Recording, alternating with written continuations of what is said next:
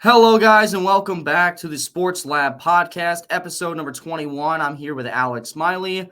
As we get set to go for week number 9 NFL predictions, we'll go into college football week 10 with Florida, Georgia, Oregon, Michigan, and Penn State, Ohio State. So, a lot of very good games on the slate.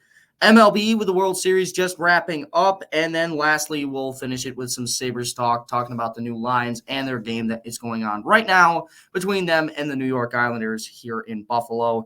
So without further ado, let's get into it. Alex, the Jets played the Texans last night at MetLife Stadium, and the Jets came out with a interesting game win. Malachi Corley dropped the ball on what would have been the first touchdown of the game, with the funniest moment of this football game for me. Conklin had a catch, what looked like a catch at first to some people. I don't think so. I don't think it was actually a catch. That was fumbled, and Hewitt would end up picking the ball up and scoring. That would get wiped off the board, though. A couple Greg Zuerlein missed field goals as well. Not Greg Zuerlein. Last week it was Greg Zuerlein for the Jets, but Kayemi Fairbairn missed 2 field goals in this game that potentially cost the Texans a win in this one. A 21-13 New York Jets win. On this podcast, I did have the Jets losing this game as well, so I am 0-1 for the week, as are you. But on my podcast with my buddy Owen, I did pick the Jets last minute, so it's an interesting little gimmick for us here to work through. But I'm going to say for this one, I'm 83-41, counting this one as a loss for me. And then you will be 79-45 to start this week. So what are your thoughts on this football game, if any at all? First up, real quick, I am watching the game right now, and I think it's number 2 for the Islanders is down on the ice, and they had to bring out a stretcher, so prayers up to him. I'm not sure exactly what happened, but yeah, he's like knocked out, and there's a bunch of people around him, so I just wanted to say that real quick. But moving on to this Jets Texans game, okay, let's see. They're showing a replay right now. Greenway basically just dropped him. It was a clean hit. He went shoulder to shoulder, and then the dude he airborned him and he dropped right in his head on the ice. So it's looking a little rough, but prayers up. Hopefully he gets healthy soon. Moving on to the Jets game, though, this is basically a classic trap game for the Texans. They were 6-2, but they barely beat the Colts last week. They're without their top 2 receivers, and it's a short week against the Jets team who was at home basically playing for their season. Like, if they lost this game, the season was 100% over. There was no chance they're making the playoffs because they would have to win out then, already having 7 losses. So they're playing for their entire season, and they came out and they definitely dominated this game. I find the Texans, I'm scared because, yeah, I get Nico's coming back and that'll help that offense, but Diggs is out for the year, and this offensive line is disgustingly bad. Outside of Laramie Tunsil, this offensive line is so god awful. I mean, CJ Stroud got sacked 8 times. It's almost impossible to win a game when your quarterback's going down that many times. Like, they're able to like open up holes in the run game, kind of, with Joe Mixon. He had a good game on the ground, but they can't pass protect at all. It is really, really bad, and that's ultimately what lost him this game, in my opinion. Yeah, you can blame the 2 missed field goals on Fairbairn. That would have changed the game, but they only scored 1 touchdown. The way you don't have field goals decide the game is score touchdowns. Like, they just couldn't move the ball. Once they got on their side of the field, they just couldn't move the ball like at all. So that's kind of what it came down to. Aaron Rodgers had probably his second best game of the season outside of that Patriots game. I'd say that first Patriots game is probably his best. And then this game is probably his second best. I mean, over 200 yards, 3 touchdowns. Shout out to Garrett Wilson for the catch of the year so far. That was absolutely insane. Hit the Jordan logo in the end zone. Okay. Yeah, exactly. It was pretty nuts. Him and Devontae Adams, they kind of cooked this Texans secondary that looked really, really good so far this year. At the end of the day, I mean, if they can continue to get that going, the Jets, they could be a sneaky team that makes it into the playoffs. I mean, 3-6, they're only game and a half, 2 games out right now. So, and Joe Flacco's the Colts guy right now. The Broncos have a tough schedule coming up, and those are 2 of the wild card teams right now, potentially. Yeah. Pittsburgh hasn't played anybody in division yet either. I just got a quick update. It was Mike Riley. I know it's Mike Riley. He is skating off the ice with the help of other people, so he is up. So that is good. He does not look like he knows what's going on right now. It looks like he probably has a concussion, would be my guess. But they didn't have to bring him out. They didn't have to take him out in a stretcher. He's skating off on his own power with the help of other people. So I'm very, very happy to see that. Again, did not look like it was a dirty hit from Greenway. I'm not I think he stole the puck at the time. Yeah, he did. So because it was a shoulder to shoulder, it was just against the wall. So he hit off the wall and like kind of like flipped on his head. So very unfortunate.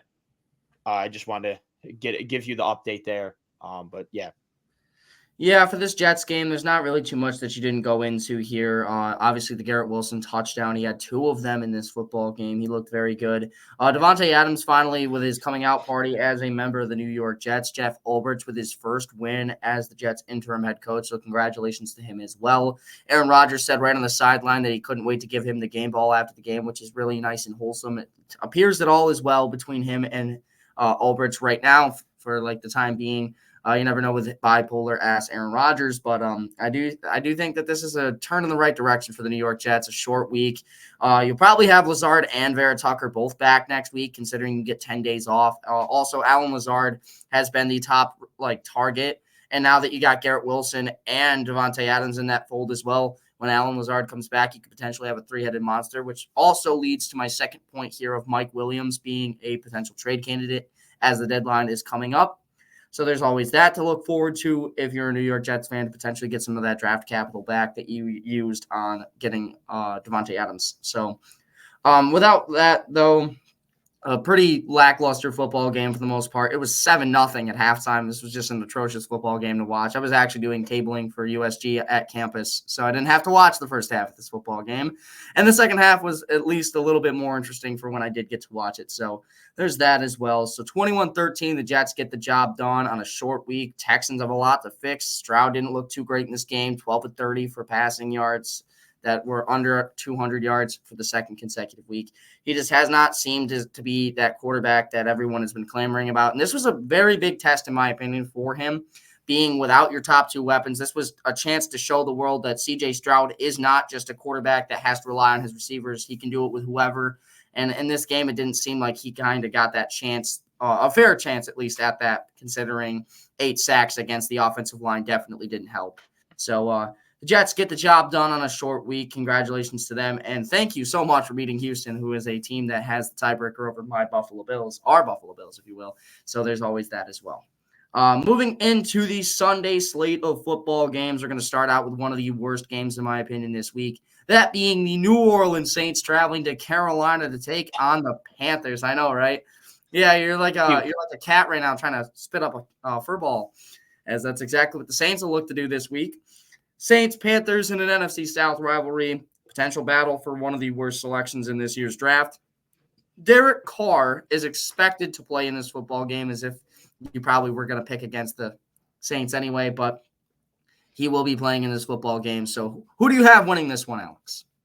I did not know Car Insurance was making his return. It doesn't change my pick because I was already picking the Saints to win, because the Panthers will probably go 1-16. It's hilarious that their only win is against the Vegas Raiders. Yeah, they do have the Giants next week, but at least the Giants look very competitive in a lot of their losses, unlike the Panthers, who lose by a lot in every single. Always. Yeah. I don't think they had a single loss that's not double digits. I know they had the win, but I think every single one of their losses besides that was double digits. Yeah, I'm 95% sure. Last week definitely was when they lost to Denver. And Denver arguably is another team that's not all that great. Yeah, I think Denver's just gotten a product of a very easy schedule lately. I still don't think Denver's that good of a football team, but we will get into that. Yeah, give me the Saints for the sole reason that the Panthers are god awful, and they just traded away their only good offensive weapon. What about a score? 20-3. 20-3. I'm going to go ahead and say that the Saints get the job done as well. I do think that Derek Carr will struggle in his return. However, I do think this is a very bad Carolina Panthers team. They can't really do too much. I think this will be their second game, if you are correct, that will be a one-score game. I think they're going to keep this one close. It's a division rivalry matchup. Both of these teams are pretty bad on paper. So go ahead and give me New Orleans to win this one 17-13 in what is expected to be a pretty low-scoring, pretty bad football game. But I think the Saints get the job done on the road and sweep the Carolina Panthers in their season series. 17-13 win in this one. As we move into the next game, another rivalry matchup between two NFC teams. That is the Giants at home to take on the Washington Commanders. Jaden Daniels off of the, if you will, Maryland Miracle, I guess, whatever you want to call that. Very fun play there. Popped up into the air right into Noah Brown's hands for a game winner against Chicago. The Giants keep it close on Monday night against the Steelers. Who do you have winning this one? Giants, Commanders. Fun fact, real quick, before we get into any picks. This will be the first time since 2016 that the Commanders sweep the Giants if they do win this football game. So who do you have winning? And this will be the first time since 2016 that the Commanders will sweep the Giants, because I have the Commanders winning this game. I think the Giants can keep it close like they did the first time they played. I just feel like the Giants, they're not a good football team, but they're at least a competitive football team. That defense should be able to get after Jane Daniels, and he doesn't look to be not 100% right now. I mean, another week. He played through the rib injury, but I don't think 1 week's going to heal those ribs. And you saw if you can lay some hits on Jane Daniels, it's really going to hamper him. And I think Dexter Lawrence, the first time these two teams played. Exactly. I think Dexter Lawrence and Brian Burns and Kayvon Thibodeau will be able to get some hits on Jane Daniels. So I think they can keep it. Thibodeau is on IR. I did not know that. Either way, Brian Burns and Dexter Lawrence. I mean, if the season ends today, Dexter Lawrence is my depoy pick. So he's been on another level. And I'm going to go with the Commanders. We'll say 21-17. I think the Giants are able to keep this close, but Daniel Jones will probably have a turnover on the final drive to lose this game. Like majority of games that the Giants lose is because of that. Yeah, I do think that the Commanders also sweep the season series as well. They are on the road in MetLife, which isn't really the greatest home field advantage in the league, if you will. Neither would be the Commanders, though, at the same time, so I guess it's fair. I do think that that's why they play in Germany next week. Yeah, right. But, that's so bad. Giants, Panthers. Oh my gosh! Not watching that. I'm sleeping. I don't care. Yeah, I'm staying asleep for that game. Anyway, moving into this one though, I do think that the Commanders get the job done. I think this one will be a little bit higher scoring than what you have it. 21-17, you said. I do think that the Commanders win this one by double digits. 28-17 is my final score prediction for this game. I do think that the Giants keep it close for the majority of this game. I think the Commanders pull away in the fourth. They have been a very good team in the fourth quarter this season. And I do think that they continue that trend against the New York Giants. I think Daniel Jones will be able to pick apart this secondary with Malik Nabers, and I think he'll be able to keep this one close. Tyrone Tracy, the 6th-round pick out of Purdue, has looked absolutely great as well against what hasn't been that good of a rush defense either from the Commanders after losing, I believe it was Jonathan Allen to a season-ending injury. So they still do have Daron Payne in the middle, but I'm not sure what's going to happen with that. I do think this game is a lot closer, though, but once the Giants have to be forced to throw the football, I think it's going to get away from them quickly. Give me Washington 28-17 to win on the road and sweep the Giants with the win in this one. As we move into our third game of the Sunday slate, and our third game, that is a division rivalry matchup. This one between our beloved Buffalo Bills at home, taking on the Miami Dolphins. Who do you have winning this football game? I just had to shut off the Sabres game. I hate this team. Yeah, the goal. Send Devin Levi down to the AHL and just play UPL a bunch because what? James Reimer, baby. Except he got claimed off waivers. Then get someone because this is gross. Devin Levi, what happened? The fall off of Devin Levi needs to be studied, even though it's not really a fall off. Yeah, I was gonna say the fall off. He's like 24. He's been objectively awful this year, which I don't get. But anyways, it is now 3-1. They just scored in a power play. But at least I know I can trust one team to win, and that's going to be the Buffalo Bills. I mean, the Dolphins just ruled out Javon Holland and Zach Seiler. And Zach Seiler's probably been their only good defensive lineman this year. And outside of Jalen Phillips, who's out. Yeah, exactly. Well, they're only good healthy, like one. Right. Like, yeah, I know. I know. Jalen Phillips / Bradley Chubb have been injured or whatever, and and Zach Seiler has been pretty good. So him being out again, they already have a bad run defense. Without him, I think James Cook's easily going to go for over 100 yards and probably at least one touchdown. Kind of like the first time we played him, we're going to cook, and then Josh Allen, the defensive coordinator for the Dolphins, just basically kind of threw a jab at him and disrespected him. So I think he's going to cook the Dolphins at home to prove him why that dude's an idiot for disrespecting Josh. And I think the Bills win this game huge.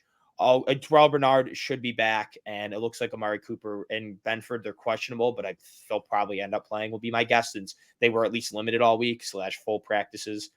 Anyways, I'm going to go with the Bills to win this game 30. We'll go 38-17.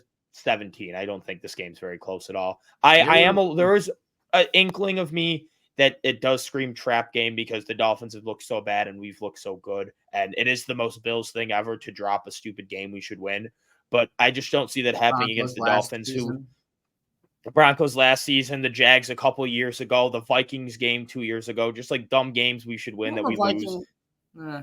Yeah, I'm saying that one's a dumb one just because we had the lead, and then even last year, I guess the one even worse than Denver would be the Patriots game in Week 7 that we lost. Exactly. Like there's always some stupid games every year that we lose. This season does seem a little bit different just because of the fact that we're a more balanced team than years past. So we can beat you in so many different ways. Where I think years past we weren't a very balanced team. So if they could shut down the one aspect, that's how they could get these upsets.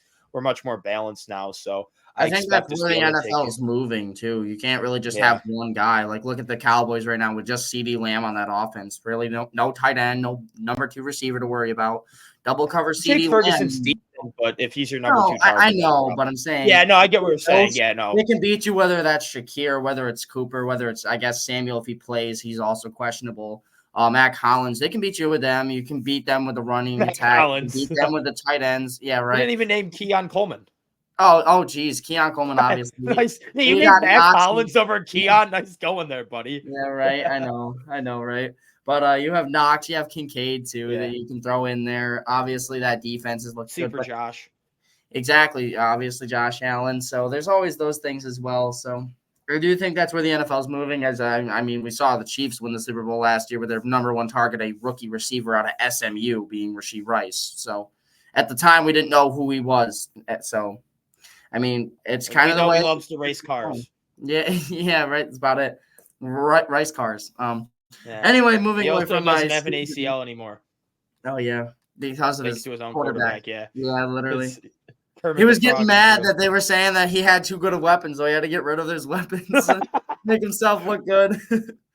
But even though it hasn't made him look good, he's been bad. Yeah, no, he's been one of the worst. But anyway, getting back on track for this game. I have the Bills winning this one 35-17. Javon Holland being ruled out was the main reason why this one wasn't a little bit closer. I think the Buffalo Bills are going to run away with this game, which it's going to be interesting to see considering we did mention that this is a potential trap game. The Bills every single week of not even week, every single season when we've played the Dolphins, we've had that game that's a blowout and that game that's close. We had the blowout 31-10 earlier, so this could be one of those games that's a little closer than we expect, but you disrespected Josh Allen, the defensive coordinator at least did.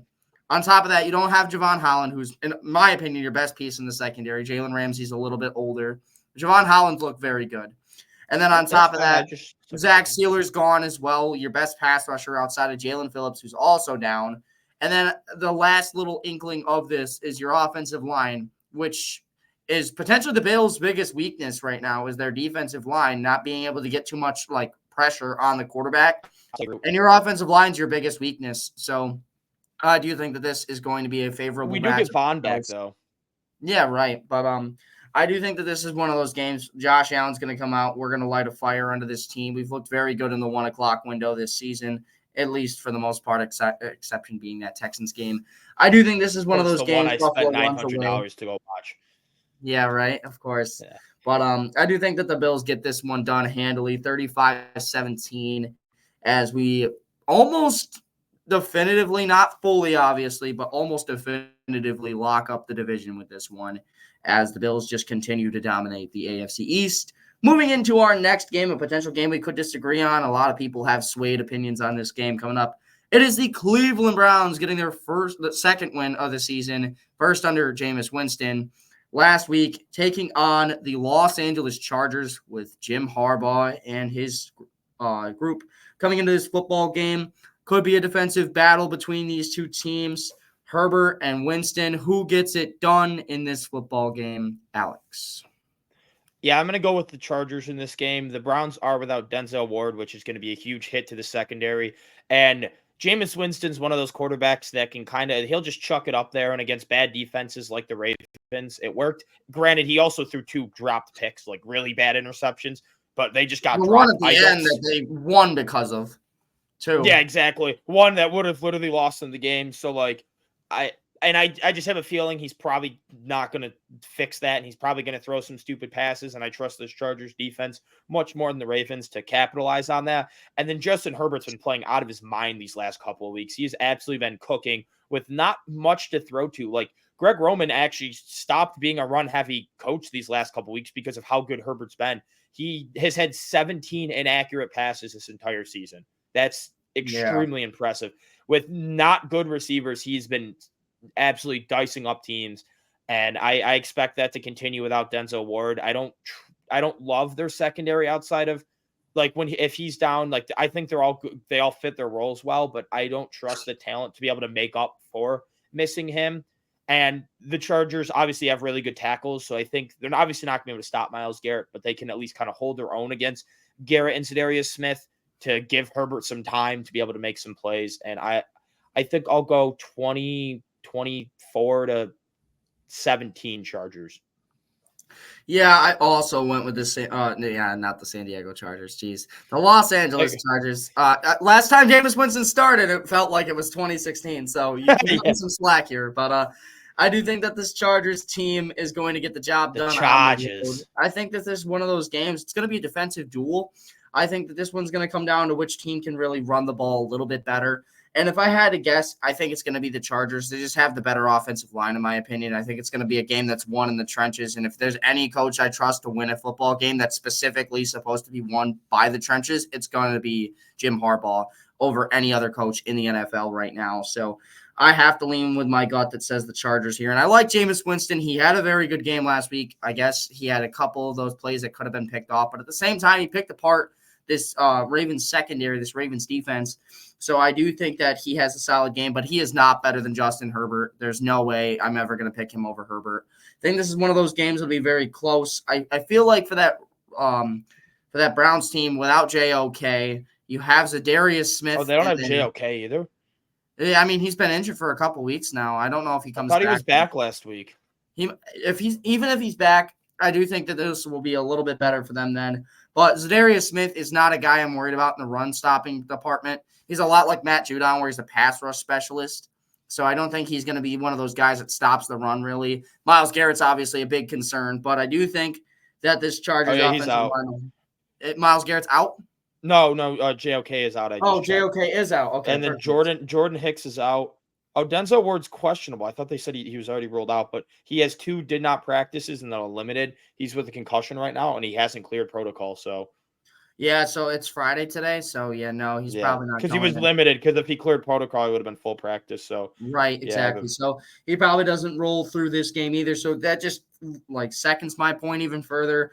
I think this Chargers team is just a healthier team coming into this matchup. I trust the coach. It looks like Joey Bosa will be back too. He was limited all week, so I have a feeling he'll be back. This one's just completely uphill battle for the Browns. It looks like maybe they can shock the world 2 weeks in a row, but I'm gonna have to lean with my gut. It tells me Chargers in this one, 20-17. Chargers get the job done on the road. As we now move into another one of the worst games of the week, this time the AFC's shitter of the week, that being the Tennessee Titans and the New England Patriots in a potential battle for the number 1 overall selection as well. Carolina, you don't have the number 1 pick locked up. One of these 2 teams after this week could probably be the same record as you. As I'm saying probably because they could beat the Saints. There's always that chance, but obviously one of these 2 teams has to lose this football game. Not has to, I guess, but most likely will. So who do you have winning this football game in one of the worst ones of the weekend? Yeah, I mean, this entire slate for the most part, this entire NFL slate is pretty gross. Looking at most of the games, but this is one of the grossest games. I'm gonna go with the Titans just because I don't know. I really don't know why I'm going with the Titans over the Patriots. I just feel like they're maybe a little bit better team. These teams are both god awful. I just don't see the Patriots winning back-to-back games with how bad that team is. And I don't know if Drake May is playing or not. I haven't checked up on he is going to play. Yes. I'm tempted to switch it back to the Patriots, but I haven't locked it in. It's up to you. I picked on the radio. I picked the Titans, so I'll just stay with them. I'll just stay with the Titans. So yeah, I'll go with the Titans because I don't know. The Patriots suck. So do the Titans. Maybe the Titans suck a little less. These teams are gross. Let's go Bills. Yeah, that's fair. I'm going to also No, I'm gonna Oh go with yeah, the Patriots here, here. here. I'm I have a going with New reasoning. England. I have a reason why I think the Titans will win. Jeffrey Simmons is going to absolutely dominate this entire Patriots offensive line. He could 1v5 them if he wanted to. Yeah, that's fair. I'll go ahead and give the New England Patriots the edge here. I just feel like I can trust Drake May a little bit more than Mason Rudolph in a football game. Also, this Patriots defense has looked pretty good these last couple weeks. I understand they had a couple bad weeks in that middle section there, but I mean, he played the Houston Texans, who are one of the better teams in football, so can't really blame him for that game. And the Jags offense was due for a big week, and they kind of got it. The Jags offense, if anything, hasn't been the reason they've been losing either. If you look at that game The against the coaching. Colts, yeah, it's just been the coach for the most part. So I guess we can go ahead and disagree on this one finally for the first time in what is 3 I weeks know. now. Hey, great minds think alike usually, though. Yeah, right. I feel like this one's just it's so close. It could really go either It's way. so gross. I don't care, honestly, who Yeah, wins this right. game. Literally. I guess So, I hope the Patriots win just so they have a worse draft pick. oh yeah, that's true. I would go ahead and just say the Patriots win this one. I'm gonna go 2013. I think this I game's didn't gonna even be score prediction. interesting. I'll go 20 to 17, I guess. No, it's gonna tie. It's gonna be a 3-3 tie. Yeah, that'd be bad. I'll That'd go be ahead and say hilarious. New England wins this one 2013. I think it'll be an interesting football game. I think these defenses are a little bit closer than people think. I do think the Titans defense is better, but I just trust that Drake May led offense a little bit more. They've kind of gotten into a little bit of a groove. I mean, hell, even Jacoby Brissett looked decent last week. So I do think that the Patriots will do just enough to scrape by the Titans on the road. Give me New England 20-13. As now we move into the next game. Two teams that really are interesting teams, I guess, to say the least this season, that being the Atlanta Falcons and the Dallas Cowboys. The Falcons are at home this week. The Falcons are looking to win this game after coming off a win against the Tampa Bay Buccaneers in a game they almost choked 3 different times in the fourth quarter. And the Dallas Cowboys are coming off a smacking by their daddy, the San Francisco 49ers, who own them for the better part of this century. So, not even century, I should say. Ever. They just always own them. Yeah, literally. But Other than the early 90s. yeah, right. But even 95, I guess, as well. 95, they ended up almost losing. But anyway, I do think this is an interesting game. Who do you have winning this one? A desperate Dallas Cowboys team that's in search of a win to get back to 500, or the Atlanta Falcons, who look to keep rolling after their momentum was stopped? This does feel like a game the Cowboys could win, but I've picked them to win too many games this year that they just don't. This That's run fair. defense is disgusting. Bijan Robinson is one of the best running backs in football. They've finally been using him like that these last couple weeks, and he has been absolutely producing. He's had 3 straight games, over 100 yards from scrimmage. I think he continues to do that. I think he has a huge week. I'm not just saying that because I biasly have him in fantasy. I genuinely believe he's going to cook this Cowboys this Cowboys front seven. And then I also don't really – Trayvon Diggs hasn't really looked that good this year. The secondary hasn't looked good either. I think Drake London, Kyle Pitts has been kind of cooking these last couple weeks in this passing attack. I think they just put up a lot of points on this Cowboys defense that is just not that good in my opinion. And I'm going to go – I think the Cowboys might be able to keep it close because Dak is the king of garbage time stats. Like he did last week against the Niners. He threw 2 garbage time CD touchdowns after the game was basically over. And I think that almost lost me my fantasy week because my opponent had CeeDee Lamb. I almost lost because of him. So I'll go with the Falcons 34-24, I guess. 34-24, 34-27. Probably something like that, but I'll go 34-24. Yeah, I feel like this is one of those games for Dallas. They match up poorly against the Falcons. You have a quarterback who loves to work off play action, and I feel like you have one of the best opportunities of your season to do that this week. Run the ball down their throat, establish the run early in this game with Bijan Robinson, who we know is a very good running back against one of the worst rush defenses in the game.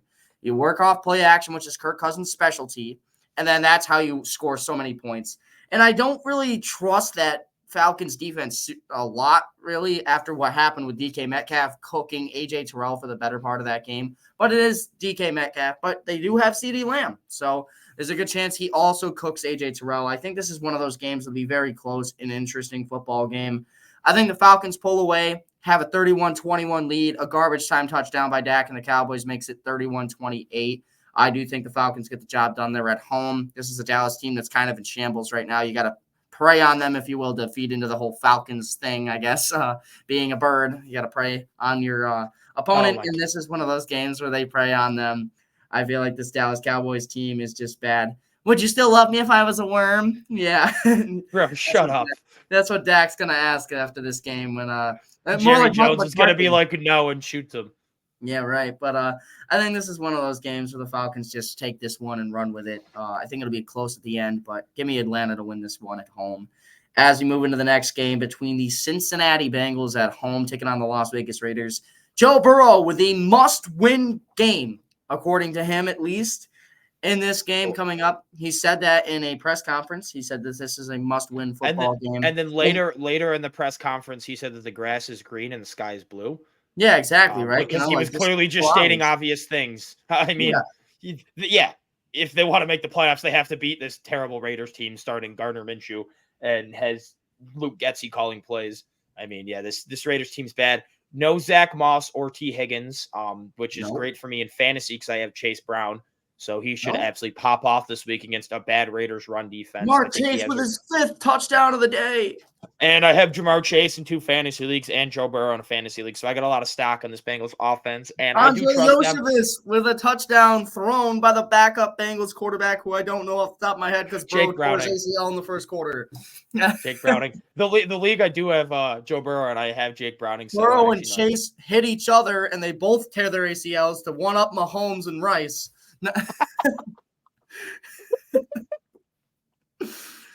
No, screw you.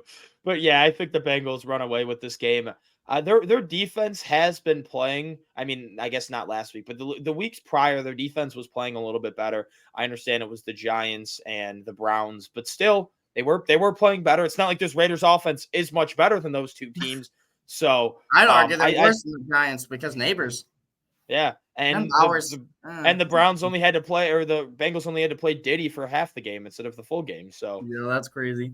I mean, I think that the Bengals kind of dominate this game. I understand the Raiders were just able to keep it close last week with the Chiefs, but the Chiefs have keeping it close with everyone, and also the Raiders always keep it close against the Chiefs. They just seem to play them pretty decently. They were the last team to beat them pretty well against the Chiefs. I won't lie. For some weird reason, they just do. Under Antonio Pierce, his scheme is like perfect for them. Yeah, but anyways, I'm gonna go with the Bengals 34-20. I guess I don't see this game being that close. Yeah, me either. I feel like even with the designation of this being a must-win game publicly, I feel like no matter what the building knew coming into this week, this was a must-win football game. Obviously, this is a game right here for the Cincinnati Bengals. They absolutely have to win in order to make this turnaround. This is a very bad Raiders team that hasn't really gotten its footing aside from that one win against the Ravens. Even the week after that, they lost to the Panthers. So, I mean, this is an interesting football team. And then they find a way to keep it close with the Chiefs. They are one of the weirdest football teams this season by far. But this week, they're going to get bent over by the Cincinnati Bengals. 28-10 is my score prediction. I think it could definitely be even higher than that. I do think that this Bengals offensive line scares me a little bit against Max Crosby. I think he kills a couple of those drives for them in the beginning. But I think that they pull away after the halftime. I feel like this is one of those games for Cincinnati to just get done and over with pretty early in this game. As for the Las Vegas Raiders, there's not much you can really say for these guys. They have a lot of issues in that linebacking core specifically. They don't really have a guy outside of Devon Diablo, I guess. Maybe I believe it's not Highsmith. It's the other Robert Spillane. There you go, the other former Pittsburgh Steeler dude. I couldn't remember what his name was, but I have him in fantasy. So you have Robert Spillane in fantasy. Yeah, in a lot of my fantasy leagues, I have a defensive player you get to have, and you get points for tackles. It's cool, little cool add-on thing. Just one defensive player, and you chose Spillane of all people. Yeah, you choose linebackers because you get a point per tackle. So linebackers get the most tackles. Oh, he also plays for a pretty bad team, so I'm assuming he tackles. Yeah, like Zaire Franklin's like the number one defensive player to have because he just gets so many tackles. That's what you want is Syracuse. But anyway, I do think that the Bengals win this one handily. That, again, another game we agree on. This is going to be a pretty straightforward week as we move into another game I doubt we disagree on. Baltimore Ravens, Denver Broncos. This was at one point the Sunday Night Football matchup for whatever goddamn reason they chose that. Thankfully, it's now Vikings Colts. Wow, I'm so happy. They replaced a shit game with another shit game. Hey, Hey, Packers it's Lions similar. was right there. Hopefully they decide to also change. You see, week 11, it's Jets Colts Oh, Sunday Night Football. yeah. Hopefully not. Want to know it's also week 11? Bills Chiefs. Bills Chiefs. But I think CBS has that game like the whatever. Yeah, There's something they there like do. And that's owned or another whatever. reason why the Packers Lions didn't get flexed, because Fox has the rights exclusively to that as well. So, Yeah. either way, though, this is the Ravens and the Broncos matchup. Lamar has been questionable all week or whatever. He was ruled in for this football game. He missed practice on Tuesday, missed again Wednesday, was limited Thursday, and was a full participant today. He will be good to go for this weekend. He said that 100% he's playing. So that saves my fantasy team, considering my backup's Baker Mayfield, who plays the freaking Chiefs this week. So I would have been very upset if I had to start him. But I wish Lamar wasn't playing. It'd be pretty cool. I'm playing him in the league. Yeah. No, that's fair. But I do think that this Ravens team is going to get the job done. But what do you think, Alex, for this football game? Yeah, give me the Ravens. We'll go just because in my spread picks, I picked the Broncos to +9. I want this game to be semi-close, and I think their defense could. I didn't even realize Lamar wasn't at full health. So I'll go 21-13 Ravens. I think they'll still be able to score over 20 points, but this Broncos defense is legit. I think that they're going to be able to get after this Ravens offensive line that's been kind of shaky. And then I don't trust Bo Nix that much. I think he'll be able to move the ball a little bit, but I don't. Yeah, I just don't trust Bo Nix to be able to put the ball in the end zone. I think he might be able to move it a little bit, and then just to have to settle for a lot of field goals, maybe get a touchdown once. But yeah, I guess I'll go 21-13. I don't really see a way the Broncos win this game, but I can see their defense keeping it close. Yeah, I have 24-14 in this football game. I think the Ravens win this one easily. I do think that the Broncos offense can move the ball pretty effectively, considering Marlon Humphrey will not go. Not Andrew. Jeez, I keep saying Andrew Wiggins. It's Nate Wiggins. Clemson cornerback. Not Golden State small forward. Yes, exactly. But Nate Wiggins. There we go. Nate Wiggins is also probably not going to play in this game either. I do think that Bo Nix is going to have – yeah, I know, right? I do think that this is one of those games for this Ravens defense. They finally get back involved in what their standard is, which is to hold these teams under at least 17 every single game. I feel like that this is one of those games where they're going to win this one pretty handily. I do think that they don't get too many points on offense. Lamar hasn't been fully healthy all week. They've been having some issues with the offensive weapons, like dropping passes and stuff. The offensive line's not the greatest in the world. But you do have King Henry and Lamar Jackson, who have been one of the best running back and quarterback duos we've seen in recent history. So I do think they still win this one. I think that they just get over 20 points against this tough Bronco defense. But Bo Nix is going to get 2 touchdowns in this game, probably one late in the game, like garbage time. But I think that they finally get back on track, do the Ravens, and they win this football game 24-14. As we move into the next game, the Arizona Cardinals, who sit atop the NFC West. I don't know how, but they do. And they are taking on the Chicago Bears, who are just coming off of the worst loss this team has suffered in these last few weeks. This is their worst loss of the season, in my opinion, as well, being that Hail Mary loss to the Commanders. Who do you have winning this one? Arizona is at home. They've played better at home, but do the Bears come in and take home a W, Alex? Yes. Give me the Bears. I think they do win. The Bears. Yeah, I this Bears defense is legit. I think they're going to be able to kind of shut down this this Cardinals offense. They were just able to do it to the Commanders, and Caleb Williams just played awful for 3.5 quarters of the game. That's why they lost. I think he'll play much better in this game against a much worse Cardinals or not much worse, but worse Cardinals defense, in my opinion. I think they'll be able to move the ball better, and at the end of the day, I just trust the one thing I trust the most in this game is the Bears defense over anything else. So that's like the best unit. So I'm gonna pick them to win this game. We'll go 21-17.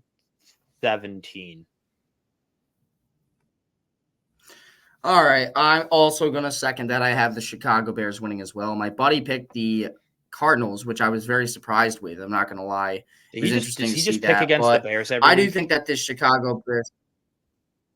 Yeah, I know, right? Like, I don't understand. I mean, he was right last week, to be fair, but at the same time, he shouldn't have been. But if if Tyreek Tyreek Stevenson Stevenson wasn't wasn't a an retard. asshole.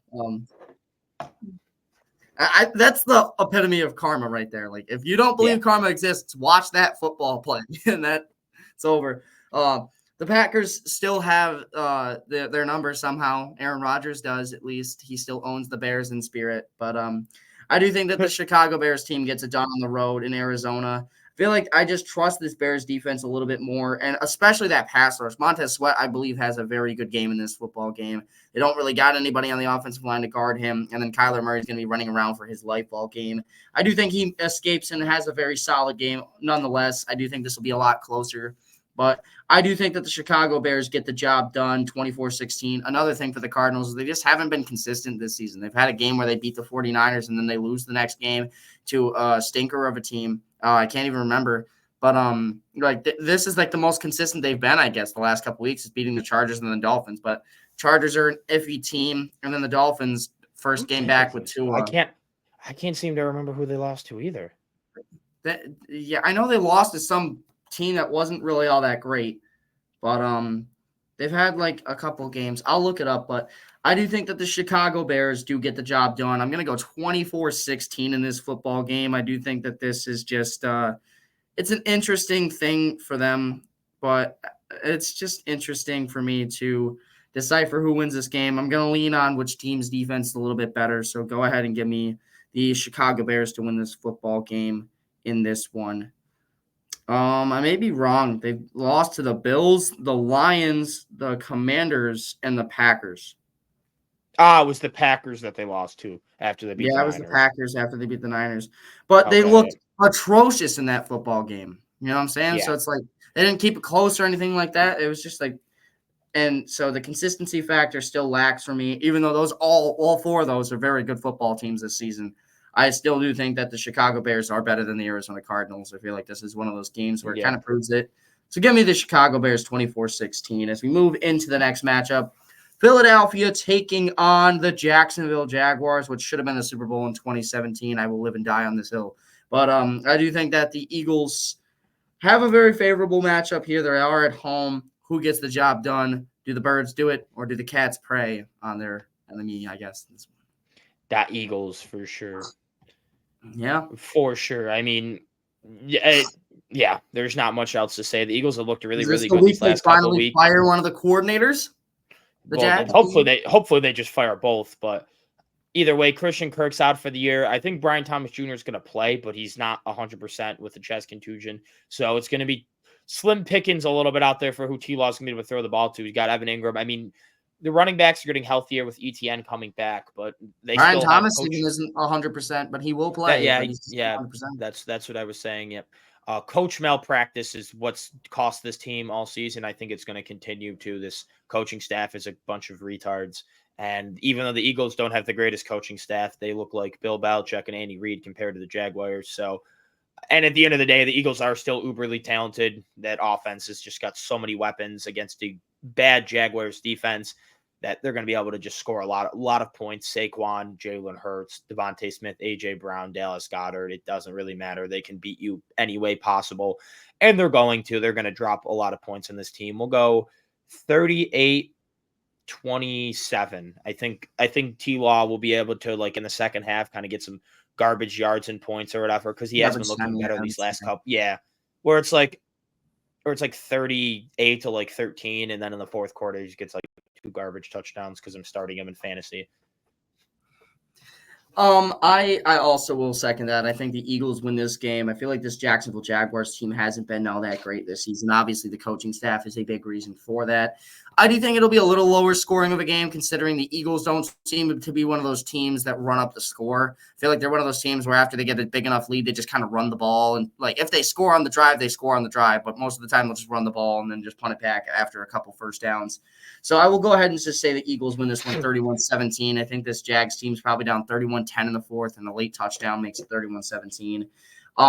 I really wanted to touch on this week. I feel like this would be the perfect time to fire one of the specifically, I'm going to say the offensive coordinator, for the simple fact. Bye, Press Taylor. For Press Taylor. But I really think that this is something that needs to be talked about a little bit more in the NFL. And I think this is the perfect week to do this. we're halfway through the NFL season right now. After this game, they'll be halfway through the season. So if they decide to fire him, it would be halfway through the year. And on top of that, Doug Peterson, like at the time when he was calling offensive plays, they made it to the divisional round of the playoffs against the Chiefs and barely lost. Then they were 8-3 last year, and then they fell off of a cliff. But here's the thing. If you basically fire Press Taylor and then keep Doug Peterson and just have him call the offensive plays for the season, and if the Jaguars offense still hasn't improved, now you know to get rid of Doug Peterson in the offseason and find a new head coach. Or you can keep Doug Peterson and just find a new offensive coordinator. So you can kind of see what the problem was, whether it was Press Taylor or whether it was Doug Peterson. I think this is the perfect time to finally do that. And you're already in disarray that you're halfway through the season. If you lose this game, it's basically like your season's over. So what's the point in going out and finding a new guy when you can just kind of see which one of these two guys was the problem for next year? I think this is just all about an experiment for next season because I do think the Jaguars still have a decent team. And I feel like if they get a high draft pick, they could definitely make the team extremely better. And they have a ton of money coming up. Will Johnson, so their secondary isn't disgustingly bad anymore. Oh, Will Johnson would be perfect for them. Literally, he would be a perfect fit. And then on top of that, Malachi Starks has kind of fallen off a little bit. So maybe he falls to the back end of the first round and you trade up and you pick him. Then you got a safety and a corner, much like the Eagles did last year. So it's a fun fact that because they're going up against the Eagles this week. DeJean's, I think, been playing corner. He's been playing slot, I think, DeJean. And he's actually been looking really well. But at the same time, though, I do think that would be a very smart move to do for the Jaguars. Either way, though, obviously getting back to the game, I do have Philadelphia winning this one 31-17. They win handily. I hope to see Press Taylor fired next Monday, but if not, then the Jaguars will just continue to be the Jaguars. I'm fine with that. You're in my conference. I don't care how bad you are. I mean, if you're in the NFC, continue to be incompetent. Yeah, right. Exactly. But moving into the next game, we have a NFC West battle between the Seahawks and Rams. The winner of this game could very well be in first after this week, potentially, as the Seahawks are at home for this football game at Lumen Field once again after getting smacked around by Buffalo last week. And the Rams with an upset win over the Vikings last week on Thursday Night Football. They have had 10 days to rest. Nakua tweaked his knee in practice. He is questionable, but is likely to go in this game. Noteboom will be back, I believe, for this football game as well. And Avila, I think, maybe it'll be interesting for Avila, but I know Jonah Jackson is definitely playing in this football game, so he'll be back on the field. So two of their offensive linemen back, and then you got Nakua, who is questionable with that knee injury. So you have the Seahawks, you have the Rams, and NFC West showdown. Who do you have winning this football game? Yeah, I have the Rams winning this game. I still am really high in this Rams team. Now they're finally getting healthy. You saw last week they were able to beat the Vikings, and the Vikings have a better defense than the Seahawks. I think that with their offensive line getting healthy, they're going to be able to run the ball with Kyren. And then, what the hell's going on? Whatever. I was trying to search up the Rams injury report so I could figure it out, but it's like glitching really bad. But anyways, I just really like this Rams team with Puka and Kupp back. Stafford finally has people to throw to, and he is absolutely cooking with them. He picked apart a Vikings defense that was really good. Imagine what he can do against the Seahawks defense that's much worse. Right. And and then they have the pass rush to absolutely dominate the Seahawks offensive line that's been god-awful this year. Like Jared Verse looked really good. Chris Jenkins, Kobe Turner, like they have some guys up there that can get after Geno. I haven't checked the Seahawks injury report. Is DK back this week? I probably not. Because usually that's Metcalf's out. Cameron Curl's questionable. Whittington's questionable. Noteboom is out. Questionable. No idea. Noteboom's out. So Havenstein is back, and so is Tre'Davious, and Tre'Davious White's back. Havenstein's been back. So then that means is Jonah Jackson? He's just off the injury report back, or is he still on IR, or is he not on IR? He's back. He's definitely okay. Back. And then Avila is the one that's on IR. Last week they activated him like on the 21-day practice window thing, like right before they played the Vikings. So it's been like almost 2 weeks. Oh, okay. So, okay. Yeah, he's definitely back. Then. If he's not on here, he's definitely back then. And then Nakua's questionable, but likely according to this. It says Rams Wire, which I guess would be a very good thing. Anyways, I really do like this Rams team. I think they could easily win the division with how wide open it is. Either way, I think they make the playoffs, as I've been saying. Said they just needed to get healthy, get their guys back. Stafford is still one of the best quarterbacks in the They're league. no stranger to the record they have. I mean, last year was even worse. Yeah, you pair someone like Stafford with Sean McVay and all these weapons and Puka and Kyron. They should be able to put some points up on the Seahawks defense. I'm gonna go with I'll pick the Rams 34-21. I don't see this game being ultimately that close. Maybe the Seahawks get another touchdown to keep it close. Actually, no, I'll go 34-28. No, 34-21 because no DK. Oh, okay. There you go. Kenny Walker is the only person on this offense I think that's going to have a big game. Just because I want him to. I'm also going to second that. I go with the Rams here as well, but I do think this is one will be a little bit closer. It's a division rivalry matchup, and with how the NFC West has been this season, every single NFC West game has been close, with the exception being that Cardinals-Rams game because the Rams were just so depleted at that point. But when the teams are decently healthy, the games are pretty close. I mean, even the Seahawks game where they were getting smacked around by the 49ers, they made that second half comeback and gave them a push in that second half. So I do think that game was close as well. Especially since if it wasn't for that interception on that drive by Geno Smith, then they would have potentially scored the leading touchdown at the time after scoring 17 unanswered. So I do think that for this game, it'll be a little close. But the Rams, statistically, over those last couple seasons, own the Seattle Seahawks. And I feel like this is one of those games for Seattle. They're just going to drop another one. I have it 27-20, which I'm sure these Seahawks fans are so mad at me right now because last week I also had the Bills winning 27-20 against the Seahawks as well. So I guarantee you they don't like 27-20 as a score anymore. But I do think that this Rams team is just the better team overall when they're healthy. You can't argue with that. And right now the Seahawks are a little bit depleted without Metcalf, obviously. So I will lean with the Seattle Seahawks to fall in this one. Back-to-back losses at home is always tough, but then again, I feel like the Seahawks are kind of falling into where everybody expected them to be this year. At least most people did. I know I definitely was one of those people. So I will go ahead and say the LA Rams get the job done on the road as we move into our next game here, which is the game of the week if Love plays.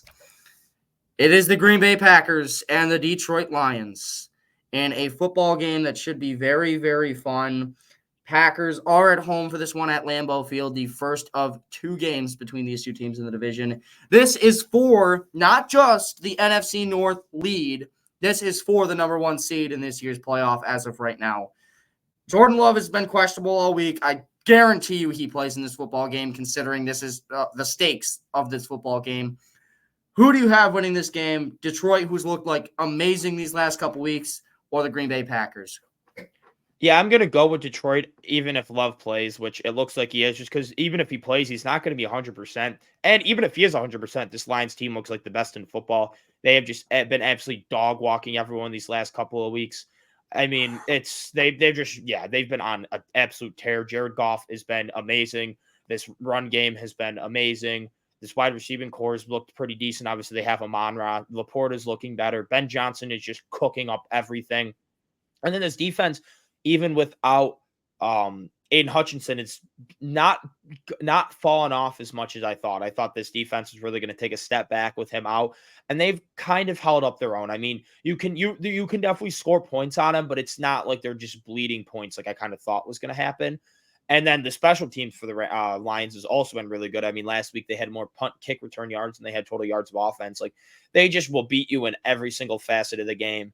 And I think even with Love, probably not going to be 100%. I just don't see the Packers being able to keep up with this Detroit Lions offense that just puts up so many points. And I will go 34-20, 24 Lions, just because I don't think Jordan Love's healthy. Yeah, I'm going to go with the Detroit Lions in this one as well. I have a 28-21 final score prediction for this game. If you look back to a couple weeks ago when Jordan Love was injured the first time and made his return against another NFC North team, the Minnesota Vikings, he looked atrocious in that first half. And even though they had a solid second half, they still couldn't make that turnaround in that game.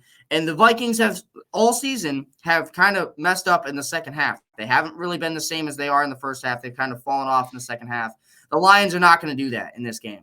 I feel like the Lions are going to have that lead at halftime, and they're going to choke hold that lead all the way through this game. Jordan Love's going to struggle out of the gate with that injury. He's going to be dealing with it. But I do think that either way, even if he's healthy, I feel like this game would be fun, very close. But I have to go with the Detroit Lions to win this football game. It's Dan Campbell. It's this Detroit offense that's looked absolutely phenomenal these last couple weeks. I'm going to go ahead and lean with my gut, and it tells me Lions here. They've just been, in my opinion, they're the best team in football right now. I don't care that they've lost a game and the Chiefs haven't. They, statistically right now, over these last couple of weeks, smoke the Cowboys bye week, smoke the Titans, and now a potential chance to smoke the Packers as well. And I think they do that. And they beat the Vikings, who are undefeated at the time. Yeah, so they have looked very good in this season. So go ahead and give me Detroit in this game, the potential game of the week. Hopefully Love plays and he's like at full percent because I really want one good game this week. Most of the games that I'm looking at on this slate, not going to watch most. There ain't no Love in Green Bay. Yeah, right? Panthers Saints probably not going to be too fun. Giants Commanders, Bills Dolphins, which is my team, obviously. I'll watch that. That game's going to be fun just because I'm going to be at the game and we're going to dog walk them. And then in the fourth quarter, we're going to be blowing them out, singing Mr. Brightside, and I'm going to be having an absolute blast. Yo, Mr. Brightside. Love that song. It's such a good song. Top 5 song of all time in my opinion. Yes, and the fact that we have able to we've claimed it almost as like a Bills. Yeah, literally. It's almost like our version of the Renegade, like the Steelers have. Yeah. It's so much fun. And jealousy, turning saints into the sea, swerving through sick lullabies, choking on your alibis. We'll just come on here in one episode. We'll just sing the entire thing of Mr. Brightside to start the episode. Bro, that song gets me going. If we win the Super Bowl, we're posting an episode of us just singing that fucking song. While I'm getting absolutely hammered, because if we win the Super Bowl, I'm blackout drinking for 3 days. He's going to jump through a table, get up, and then start singing. And he's going to be completely slurred because he's going to be literally hammered. From Sunday night through Wednesday, I'm just going to be blackout drinking. He'd be 3 12-packs in at least. Either way, next game on our slate, the Sunday Night Football matchup, the Vikings and the Colts. This one was flexed in after the flex out of the Ravens-Broncos game. I think the NFL was right with this one, though, at the time. The Sabres scored. They didn't know Richardson. Was going to end up missing. But, Jason Zucker was another goal. Yeah. Third straight game of the goal. Tage Thompson, it continues his point streak because he got an assist. I don't know who also got the assist, but I have him in fantasy, so I got the notification, Tage assist. I'm throwing the game back on. There you go. We are in the go head, so you can't rule us out ever. But into this game though, I feel like at the time they made the right decision. I feel like Richardson was supposed to be playing this game for a lot of Byram is the other assist. This game definitely could have been very good, but I'm gonna go ahead and turn the floor to you. Vikings, Colts in a potential game. I mean, it's a game, but who would know what the score is? Yeah, it is a game. That is indeed a correct statement. Yes. Give me Jonathan Taylor and Justin Jefferson fantasy points. Yes, I have both of them. So yes, please. I have them in each of them in their own separate money league. And I don't have Josh Downs. I traded him, but I also have Joe Flacco. Starting him in a super flex league. So starting Joe Flacco. It's a super flex league. You can start 2 quarterbacks. And and my other one, I had Burrow and Anthony Richardson. So then I didn't have any other quarterbacks. So I picked up Joe Flacco at the season started in case AR ever got injured / wasn't starting. So I can throw a quarterback in. There you go. Yeah. So yeah. Have you ever played super flex before? I have not. Oh, yeah, it's like, so you have a quarterback spot, and then there's like a super flex. You can put quarterback, running back, wide receiver, or tight end in that slot. It's almost like a flex, but you can put quarterback in it. So most quarterbacks always get the most points. So you normally almost always put a quarterback in that spot. Right, that's fair. That's fair. Though. Yeah, I get it. Yeah. Yeah, no, I've never played super flex, but yeah, this is the first time I've ever done it. But yeah, no, so I'm starting. So I do want some points in this game, and I think there will be some points, a lot of points scored in this game. This Vikings defense has not looked that great these last couple of weeks. I mean, I understand the Colts offense is not the Rams or a healthy Rams or Lions offense, but I still think Joe Flacco in the 2 games he played, they did score 20 plus in each game. He was able to push the ball up the field. I think Shane Steichen and those 2 games were without Jonathan Taylor. Now they have Jonathan Taylor, who huge upgrade at running back. I think Shane Steichen will be able to open some stuff up. The Colts issue, though, that does worry me is they do struggle against the blitz because the receivers struggle to get open against man coverage, and their O-line is good, but like if the receivers can't get open, it's kind of, and Joe Flacco can't really move. Like neither of them have been good against the blitz. So that does worry me a little bit. And that's ultimately why I'm going to pick the Vikings to win this game. I'm going to go 31-27 Vikings. I think a lot of points get scored, but I think at the end of the day, I'm going to trust the better coaching staff, the better quarterback, and the overall more talented team. Even though without Christian Darrisaw, this offense did not look that great in the second half. So that's a little bit of worrisome, but it's not like this Colts defense is that good. Well, on that Christian Darrisaw point, they did get Cam Robinson via trade the Jacksonville, but he hasn't been that great. So he will start in this game. But I do think that he's at least better than whoever they would have started. He's better than David Quisenberry. We know that as Bills fans. Oh yeah, no. Moving on. Those were the dark days of starting David Quisenberry. You can't scare me anymore. Halloween's over. You can't scare me anymore. It's not allowed. But I do think that this Vikings team is going to get the job done. I do think the Vikings win this game. I'm going to go 24-14. I do think it's a little lower scoring game. I think in order to beat the Vikings defense, you have to be a little bit more aggressive. And statistically, Matthew Stafford's one of the most aggressive quarterbacks in the NFL. And I think he would be one of those guys. You saw last season, this reminds me a lot of that Texans game for the Browns last year in the playoffs, where they really they were going up against a very good, pass rush, and they really couldn't stop him. Jonathan Grenard is now a member of the Vikings who was on that team. So I do think that even though the Browns had a good O-line like the Colts do, I don't think those receivers are going to be able to get open in this football game. I don't think it's going to happen very often. Tight ends aren't really all that great. Mo Cox really is not that great. Kylan Granson's not amazing either. Don't disrespect the Cox. And even Jelani Wood isn't great. And then Michael Pittman's been underwhelming as hell to start the season. Josh Downs has been inconsistent, and then on top of that, Alex Pierce, who? He hasn't been around at all, except for he either gets a 75-yard touchdown or he does nothing. Yeah, he's Gabe Davis of the Colts, is what he is. He's either going to have an insane game or he's not going to have a single play that was worthy of being talked about for the next 3 months. But I do think that this Vikings-Colts game will be a little lower scoring only because this Vikings defense is due for a defensive game finally because they haven't really had a good one. This Colts team, I understand they're going to be backing their new quarterback for the long haul, it looks like, considering they're not just benching Richardson for a week or two. They said that they want Flacco all season. I don't know why, but it is exactly what they did say in the press conference. So I trust that this Vikings team gets the job done, finally snaps that 2-game losing streak at home on Sunday Night Football, 24-14, as we now move into the final game of the week, the Chiefs and the Buccaneers. Oh, this sounds like a good matchup. Mike Evans, Chris Godwin are going to go up. Nope, not happening. Cade Otton's going to cook. Chiefs always get to play the teams who are the most injured in the league. Who's the most injured team in the league right now? Yeah, right. Okay, bro, but he's not going to carry their entire team. The Chiefs are always going to have one of those. Yeah, but the Chiefs are also decently injured. Jalen Watson, Rice, Hollywood Brown. Those are 3 big. That's fair, pieces. But no, I get what you're saying. At the same time, yeah, no, I totally get what you're saying. At the same time, it's just interesting. They always play the teams when they're injured. Like the Chargers, they could have won that game if they were fully healthy. Boo Chiefs, boo. I mean, even wanna who also even boo, a couple boo the Sabres defense and Devin Levi and this whole team. I hate you. You suck. Oh, did they score again? And this one, I don't know if it was on Levi. There was just they just had so many guys, now? And they got Levi. Yeah, they got Levi really bad out of position, and it was like a wide open net. So I think it was on Levi, but it was also on the defense for being out of position and just sucking ass. Yeah, that's fair. This last game, though, Monday Night Football, the Chiefs are back on that after beating the Saints last time. Buccaneers last time, they probably want to forget considering they lost Chris Godwin and Mike Evans in that game. And the game.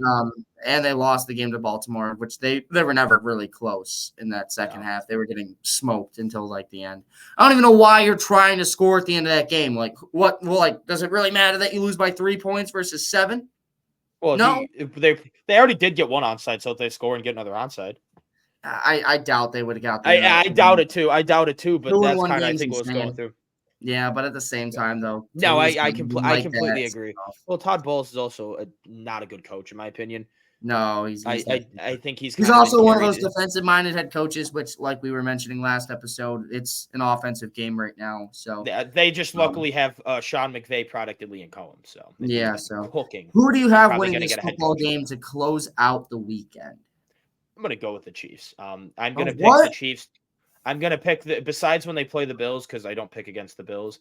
I'm going to pick even if I think we're going to lose, I've never been picking or betting against my team just because like I don't want to.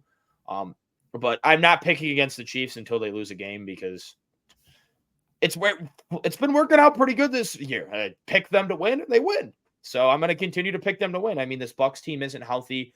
I could see them still putting up points. Baker Mayfield just like to chuck it around. And I understand they don't have Chris Godwin or Mike Evans, but Kate Ottens looked really good these last couple of weeks. Jalen McMillan, Sterling Shepard, Trey Palmer are all capable players. They have a two-headed monster at running back. They've been able to run the ball lately. So I understand they're probably not going to run it well against the Chiefs, but the Chiefs are also without Jalen Watson, who's injured. And these Chiefs linebackers, they're elite against the run. They're awful in pass coverage. So I think he's going to be looking to throw it to Cade Otton. I could think Cade Otton could have a pretty good game. I mean, similar to like Isaiah Likely week 1 had a really good game. Tight ends usually Kyle Pitts had a good game against them. Like tight ends usually have good games against this Chiefs team because their linebackers are awful in coverage. And Cade Otton right now is the most reliable target there. So I could see the game plan going through him and him having another big game and they keep it close. But I'm not picking against the Chiefs. I'm going to go 27-20 in Kansas City. Yeah, I'm going to have to second that as we only disagree on that Titans-Patriots game. That's crazy. It I comes do down to think the Titans-Patriots for who has a better record in picks this week. Yeah, but at the same time, I mean, I'm interested to see what happens with my other friend's stuff as well. He's 3 games ahead of me right now. He's got 86 wins and 37 losses in his predictions.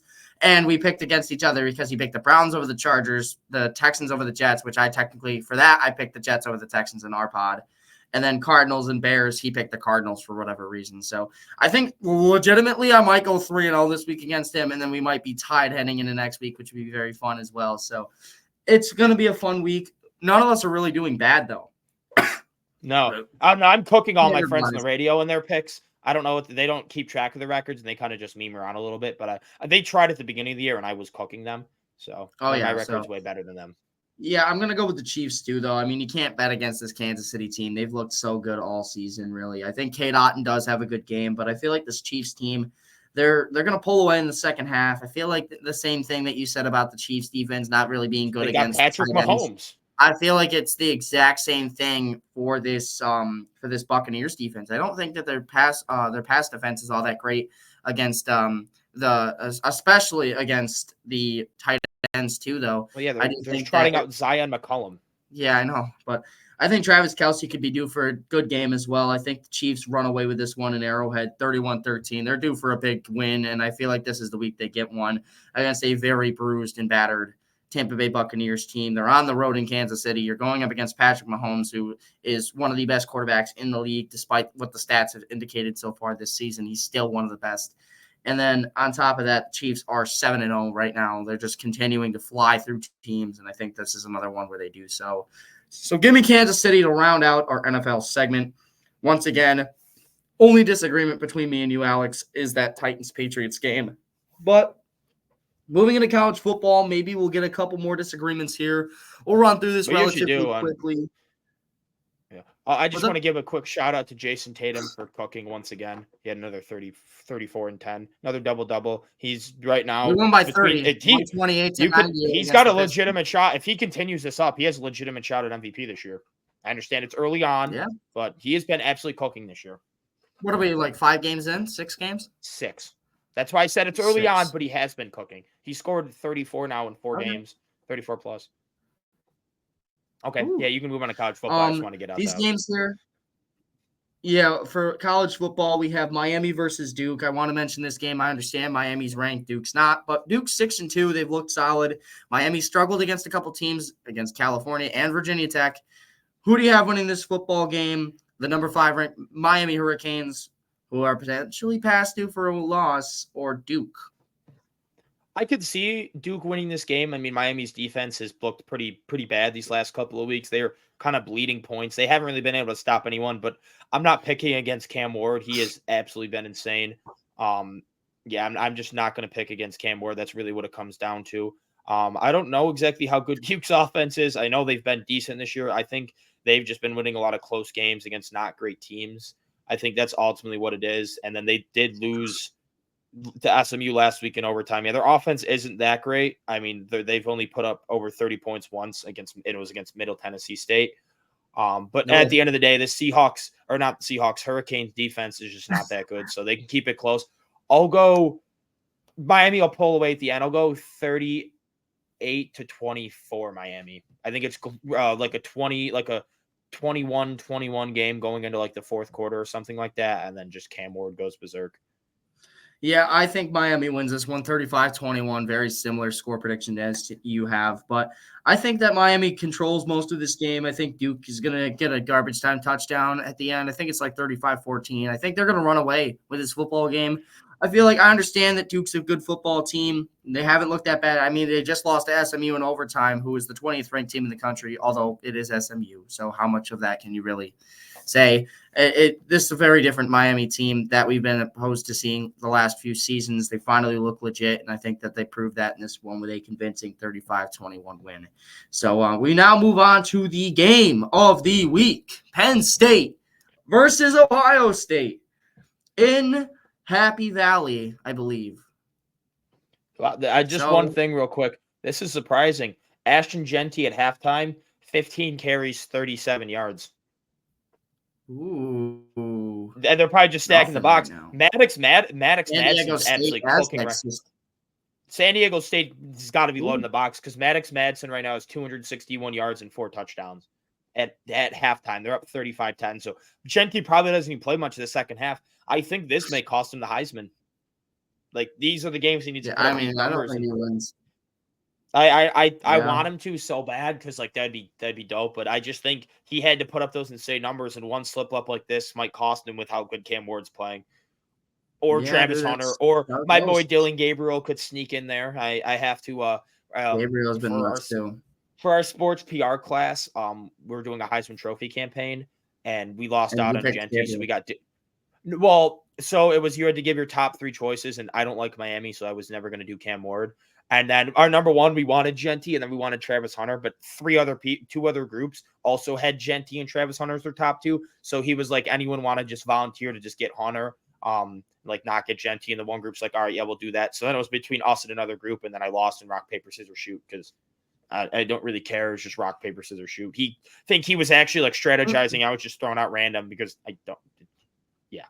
So we got Dylan Gabriel, and I like Oregon. They're my second favorite, like Power 4 or like D1 program that's not local. Yeah, they're my second favorite too, behind Syracuse, and then Clemson's third. Those are my top 3. Well, I'm saying that's not local because like I'm always going to root for UB and Syracuse because they're local, but like obviously Florida's my 1, and then Oregon's my 2 of like the non-local schools that are like actually like nationally really good.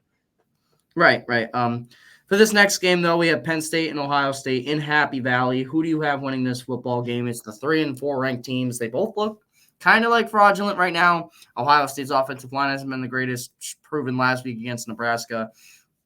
It's like those commercials, kid tested, kid approved things. They definitely didn't look that great last week. 21-17 win against Nebraska, and then Penn State narrowly beating both USC, which is understandable in overtime. But Bowling Green and OT is interesting. Who do you have winning this football game? Yeah, I mean, I think this is going to be a really low-scoring game. Both teams have really good defenses, and both teams have major question marks on offenses.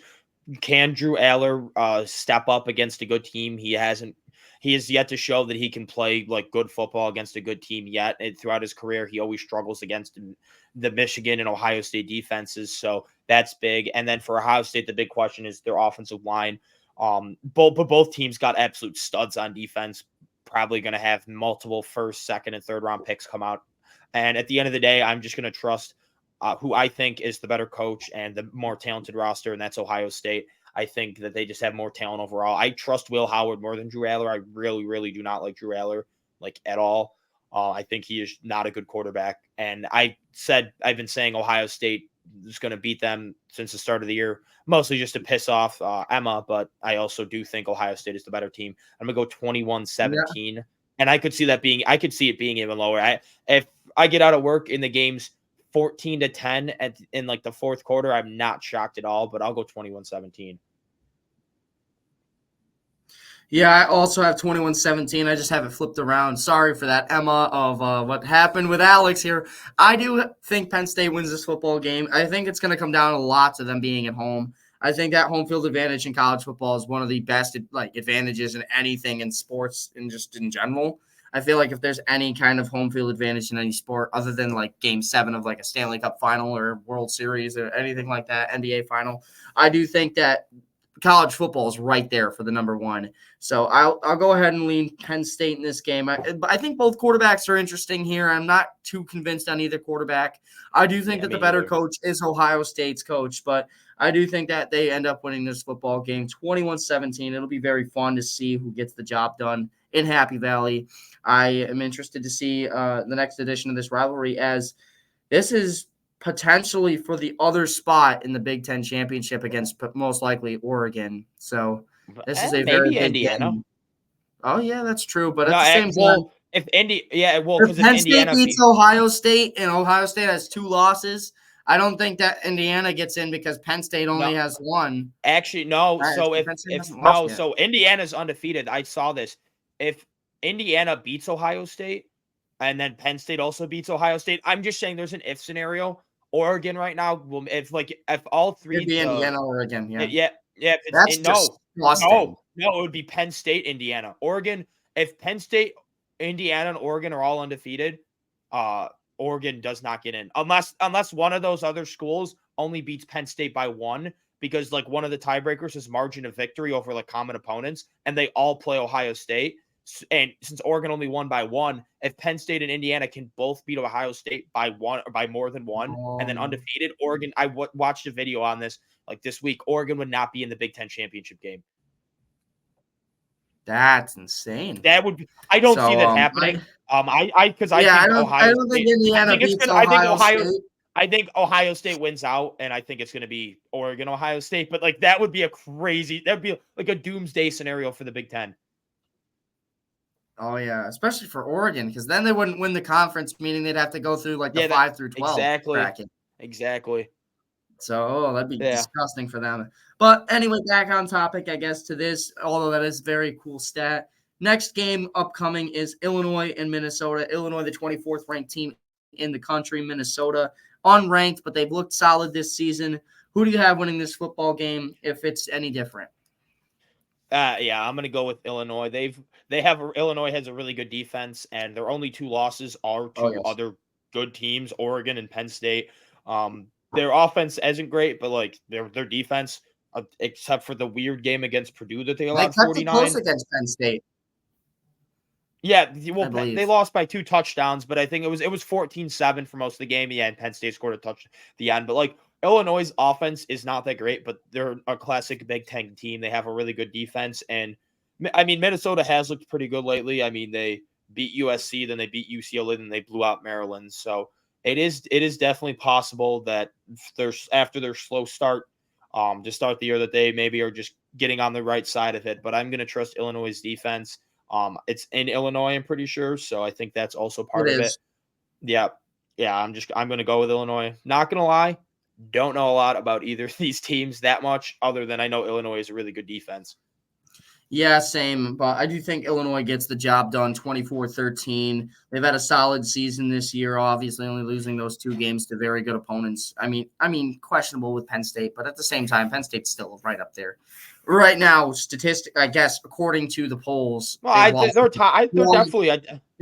to the 1 and 3rd ranked teams, so it's like they've definitely lost to good opponents. I do think that this Minnesota team is sneaky good. I feel like they are one of those teams where you never really know what you're going to get. I mean, they did beat USC for a reason, but I have to lean with my gut here, and my gut's going to tell me Illinois. They're at home. It's a very good game for them. I think that their offense does just enough, and they win this one 21-13. I think it'll be a fun game. I think that defense keeps them in this for most of the game, and that second half is really where Illinois' offense can kick into their second gear. So go ahead and give me Illinois 21-13 in this game.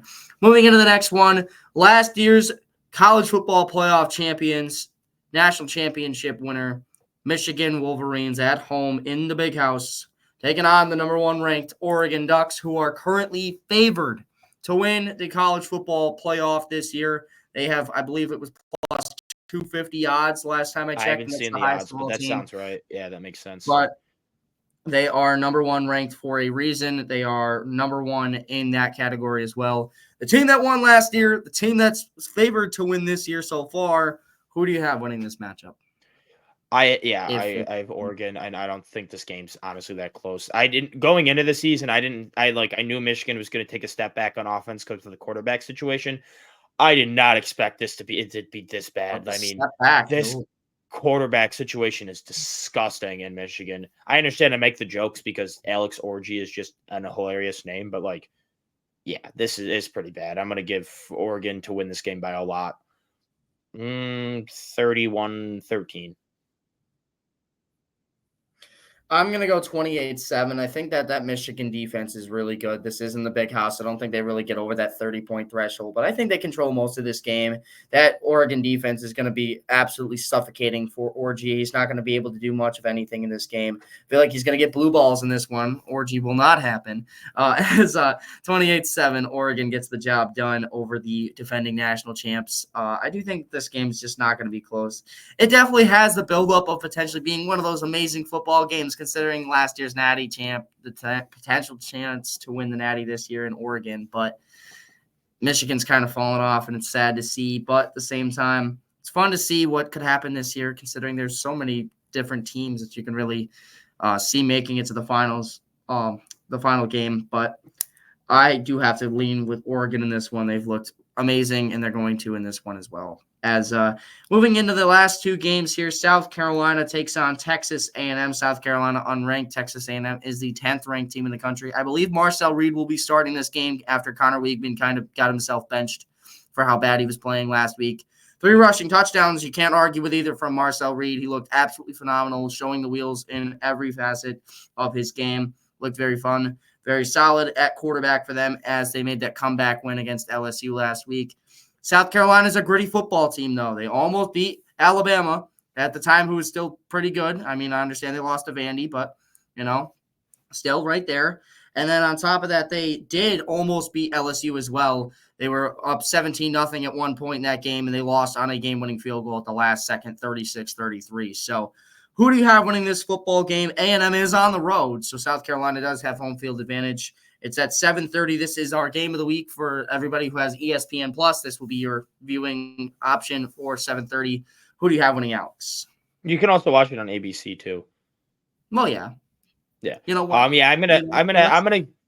gonna pick Texas A&M, but I think this game is going to be really, really close. I mean, South Carolina, they play up to their competition. They've already almost beat LSU and almost beat Bama, both super close games. They lost the one on Bama on a missed 2-point conversion. They lost the one on LSU on a game, was it a touchdown LSU scored with a minute left to go up by a couple of points, I think, if I remember correctly. I think it was a touchdown, actually. Yeah, and it was a really close game. And South the final Carolina score was 36-33. Yeah, I think it was a touchdown. Let me check. But yeah, South Carolina, they have touchdown with a minute 12 left. I'm gonna go with Texas A&M though. Okay. I mean, they're the ranked team. They're actually winning the games. They're not just getting close and losing. They're able to finish the games out. They're also first in the SEC, which is disgusting. That's crazy. But I'm gonna go Texas A&M. I'll go 24-21. I think this game is gonna be super close and a very entertaining one to watch. Yeah, I have 27-24. I feel like South Carolina has been one of those teams where they're dangerous. They're one of those teams where you never really know what you're going to get out of them. And that makes them so much more difficult to game plan against. And I feel like this is just one of those games. They're going to keep this one very close. I feel like A&M does get the job done. If Weigman was starting, I would pick South Carolina. I really would. But because they're leaning with Marcel Reed, who's looked better all season. I mean, he came in for that Florida game, looked great. He came in again last week Yeah, I against know. LSU and looked phenomenal. Yeah, I'm sorry. But I do think that they do get the job done in this one. Oh. I'm going to have to lean 27-24 A&M to get the job done on the So road in Sabres South lost, but Carolina. we did score a goal right at the end. 4-3. Who was it? Yeah, Owen Power, McLeod, and Byram. So great, too. yeah, Power He's looked continued his point streak, and then Byram with 2 assists. Tage continued his point streak. McLeod with it. So I mean, at least we scored some goals. I just think our goaltending situation this year. My buddy Mateo was at the game. Went to Buff State last year.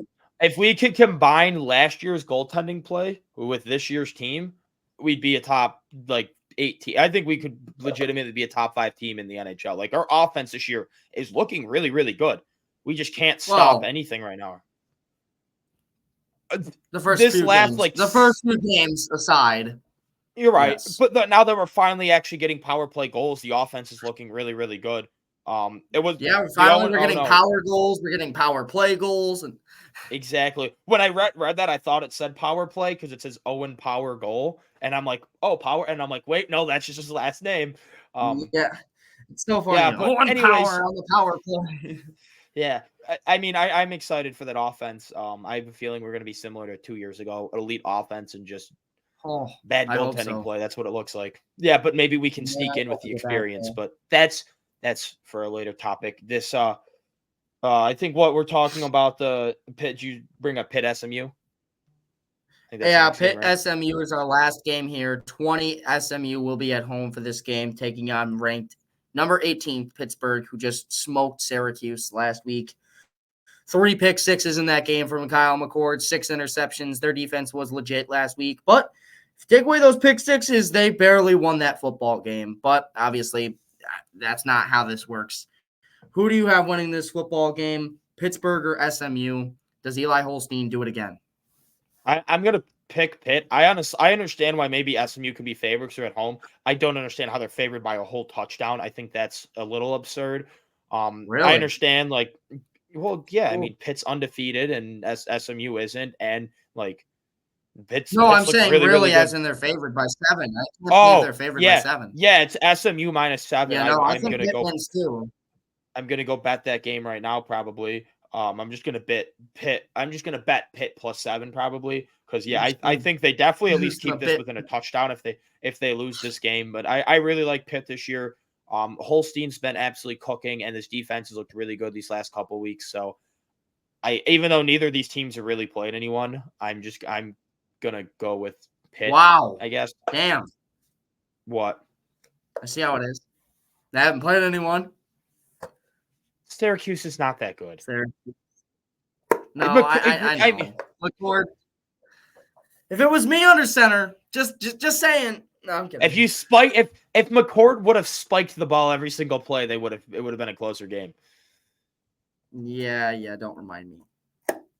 If Matt Ryan would have spiked the ball 3 times in a row, they would have bled enough clock to win the Super Bowl against the Patriots too. But they didn't. So you know what, Alex? But okay. Anyway though, back on topic. I have Pitt winning this one too, 28-23. SMU's offense has kind of been stagnant at times, where they kind of just can't seem to finish drives. And paired against a Pittsburgh, I almost said Penn State, against a Pittsburgh defense that's looked very good these last couple weeks. Obviously, with the 6 you know all about that. Yeah, of course I do. But either way, though, they have not been able to finish drives. SMU hasn't. So I do think that they get down the field but can't finish against this Pittsburgh defense. I think they're going to force into a couple field goals. I have the final score being 28-23, just 3 field goals and then 2 touchdowns for SMU, and then 4 touchdowns for Eli Holstein and that Pittsburgh offense. They've looked absolutely on fire at times. And I think against a lackluster SMU defense, they get the job done in this one. SMU did turn it up last week against Duke, but it is Duke, the very one-dimensional offense. So I'll go ahead and lean with Pittsburgh in this game. Yeah, right. But they're a little bit higher of ranking in this, but they're 18-20. I think that SMU loses this game and falls out of the top 25, unfortunately for them. But I feel like they're only in it right now because they haven't lost a single game yet. But now that they're going to lose this game. That we say that they're going to No, lose this SMU game. has a loss. They lost to BYU And I think early they in the year. fall. Well, okay, but that's BYU, I guess. This is against another team where it can go either way. Yeah, the Mormons, okay. man, they don't have to worry about the Alex orgies, and you know. Well, I guess the final game is Thomas was going to let me talk about my Florida Gators. Probably going to get shit on Saturday, if I'm being quite honest. I would like to see them Georgia keep it close. I think Florida honestly could keep this game close. They have been looking really good these last couple of weeks. I mean, they went to overtime. They went into Tennessee and took the game. Too. Yeah, in Jacksonville where they play it every year, except for next year and the year after because they're doing renovations to the stadium. So it's going to be in Atlanta next year and Tampa the year after that. When it's in Atlanta, you guys are screwed. Florida, I think Florida can be a really, really good team next year because they have a lot of young people. They're not losing much to the draft or seniors. All their top players are all underclassmen that are set to return. And Georgia's losing a lot. I mean, they're losing their quarterback and they're losing their best defensive players like Malachi Starks always going to have and Michael Williams. Yeah, I mean, they're going to be able to rotate through, but Florida has a lot of young pieces that already look like pretty good. Like Lagway and Jordan Baugh are both freshmen. And they both already said that they're in here for the long haul and they want to see Florida back to its glory days. They had the number 4 recruit in the class last year, along with Lagway, who was number 3. And it was a D tackle. Their best receiver, Eugene Wilson's a projected first-round pick next year. He's coming back. They have a lot of pieces. So I expect Florida to be pretty good next year. So I think they could win that game. But anyways, not this year. But they just blew out Kentucky, who'd been competitive with a lot of good teams. I mean, they almost beat Georgia early on in the year. Yes, they went to overtime against Tennessee and lost in Tennessee, and we know how good Tennessee is. They beat UCF by double digits. They beat Mississippi State by double digits. Those are their last 4 games. Yes, they lost to Texas A&M before that, but we've seen how good Texas A&M is with Marcel Reed. Like if Weigman's in that game, maybe Florida wins that. Like they've been really their only bad game this year was against Miami, and we've seen how good Miami has been. Like I really think that Florida can keep this game close. I'm excited. Eugene Wilson is ruled out though, which does worry me a little bit for like passing wise. Who is Lagway going to be able to throw it to? But I think Florida's got nothing to lose in this game. Napier's coaching for his job. They at least have to make a bowl game for him to have any thought of coming back, which means they either have to beat Georgia, Texas, Ole Miss, or LSU because they're at 4 wins and they're only free win. Their only game they should win left is Florida State. Like they're probably going to win that game. But they have 4 ranked teams to play upcoming. So they have to, I think, win one of these next 4. It's going to be an absolute gauntlet. And it starts now. Neutral site. It's always a rivalry. They just got blown out badly these last 2 years by Georgia. So I think I could see them come out on fire and keep this game close. But at the end of the day, I'm going to pick Georgia to win this game 27-17 probably. I think Florida can keep this within a 10-point game. All right. With that, now we move into our MLB segment. We're only going to go over this kind of briefly. The Yankees and the Dodgers met in this year's World Series, their 12th meeting of the entire franchise's histories. And the Dodgers would end up being the team that come out on top with their 8th World Series title. This is the second under Dave Roberts and the first where they'll actually get to have a parade, considering the first time was in 2020 when they didn't get a parade. But Freddie Freeman, he wins playoff MVP for this, rightfully so, after the Grand Slam walk-off in Game 1, including 4 straight games with a home run to start this series, even though Game 4 they would lose. Grand Slam from Anthony Volpe as well, who won them Game 4 due to that Grand Slam. And in Game 5, the Yankees had a 5-0 lead hanging into the 5th inning before Aaron Judge drops a fly ball in center field. Anthony Volpe would throw the ball to third base after the first 2 runners were on first. A ground ball, he could have potentially thrown it to second to get 1 or even try to get the double play there if they could have maneuvered through that. But chooses to throw it to third base. Chisholm will drop the ball, not expecting the throw in at third, giving the Dodgers more life and then a potential chance to get out of the inning after a ground ball right to Anthony Rizzo. He picks it up, expecting Cole to run over and make the tag at first himself. Neither of them were on the right communication standards in that game, in that situation, and it costs them another couple runs. The Dodgers would rally through that inning and score 5. The Yankees would retake a 6-5 lead before an 8th inning surge from the Dodgers would give them a 7-6 lead. and that would ultimately be the final score in Game 5, costing the Yankees their season. At home in front of the home crowd always sucks to have the loss at home, especially in this situation, being the World Series. But, Alex, what were your thoughts on the series? Obviously, probably not too many great things to say, but I mean, at the same time, there were some bright spots. Cole pitched a almost perfect game in this one until that 5th inning, where realistically, and I don't think wasn't he. He made 6 outs in 1 inning. He made 6, and then came back in and almost pitched another 2 straight scoreless innings. Yeah, Garrett Cole with an absolute masterclass. Judge did start. I understand he had the dropped fly ball, which you can't do. Wholeheartedly blaming him, but he had the two-run homer. Outside of that, had the 2-run homer, robbed Freddie Freeman of a double, and had a double in the 8th inning with, I think, 1 out where he battled back from a 1-2 count into a full count, and then hit a beautiful shot off Blake Trinan right over Max Muncy's head. So he was starting to heat it up. Game 4, he got on base a bunch of times. It wasn't like, it was kind of like weird things, but he was seeing the ball a lot better in those 2 games. He was starting to heat it up. Hopefully he gets over that mental block for years to come. He made an adjustment in his stance where he closed it more, and that's kind of what it was. But I want to read this thing off. I was telling you before earlier why I think Boone is the biggest reason why we lost this series. This is what was reported. When the Dodgers told their players in scouting meetings was that the Yankees were talent over fundamentals, that if they run the bases with purpose and aggression, the Yankees will self-inflict harm, as was exposed by the entire team. That they value very high, that they wanted the Dodgers to be able to put the ball in play, and that they mentioned that the Yankees were not just the worst base running, one of the worst base running teams in the league. It was really bad, and that they already and also it said that the Dodgers metrics had the Yankees as the worst position outfield too. They were just out of positions too, which led to a lot of just players out of position for relay throws and just not being able to get to balls. 2 doubles. Exactly. It was just awful. It said talent over fundamentals. Those are things that's on the manager and the coaching staff. That's kind of what it comes down to. You have to be able to get that's the coach's job. Is you're not gonna make bad players good. I mean, you can, but not so much in baseball. It's you have your GM is to get the talent, and then you're supposed to put them in position to succeed. He was not putting them in position to succeed. They were making mental errors that's the side where being a manager in baseball comes in. The physicality and stuff like that. In baseball, it's kind of, you just got it or you don't.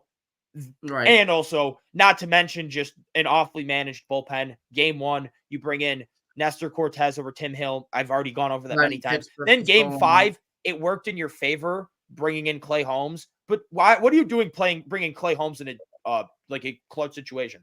I also have a question. Did Tim Hill sleep with your wife or something? What did he do to piss you off? Because you just refused to use him in the important situations. Why are you putting in Tommy Cahill, who I love Tommy Cahill, over someone like Tim Hill, who has been absolutely electric in the entire playoffs? You're just not using Tim Hill, and it doesn't make any sense. Every time he came in this Dodger series, he shut down whoever he pitched. And you just don't use him at the same time, though, Cahill didn't give up a run. I get that, but Tim Hill was just in a more dominating way because he always seemed to brought in against the top of the order, and he was going right through Ohtani, Betts, Freeman. He was cooking. But Game 1, you don't lose him, lost. Game 5, I'm not, I guess, blaming it as much because we do trust Cahill to not just give up the walks and whatever, the blow up that happened. I would have put in Tim Hill anyways. I wanted Tim Hill. That's who I wanted to put in. Whatever, not blaming Boone as much for that, but that one single decision to put in Nestor over Tim Hill, I'm 100% blaming. And then the mental errors and being out of position and just not being good at the basics of baseball. That's where I blame Aaron Boone wholeheartedly. I tried to cut him some slack. I thought, he managed a pretty decent ALCS and ALDS for the most part. But this World Series, it just proved that Dave Roberts is a 1,000-time better manager. If you look at the numbers on paper, the Yankees and Dodgers were pretty much even in a lot of statistics. They're a talent gap. They're right there. We're right. If we bring back Soto and Torres, we're right there. The difference is Dave Roberts with an absolute masterclass in the World Series and Aaron Boone with a disaster class. And that's kind of what was the difference. Yeah, it was a very tough series for the Yankees a tough pill for the Yankees to swallow after what it looked to be a very good run through the rather weak AL, to say the least. On top of that, the Padres almost taking down the Dodgers after the Dodgers beat a red-hot Padres team, a team in the Mets who seemed to be a team of destiny. It almost felt like this was the year that the Dodgers had to go and win it all, and they did just that, winning this one in 5 games. I feel like the Yankees definitely could have taken it at least 6 games had there not been the choking of Game 5 and Game 1 decision to put out Nestor Cortez instead of Tim Hill.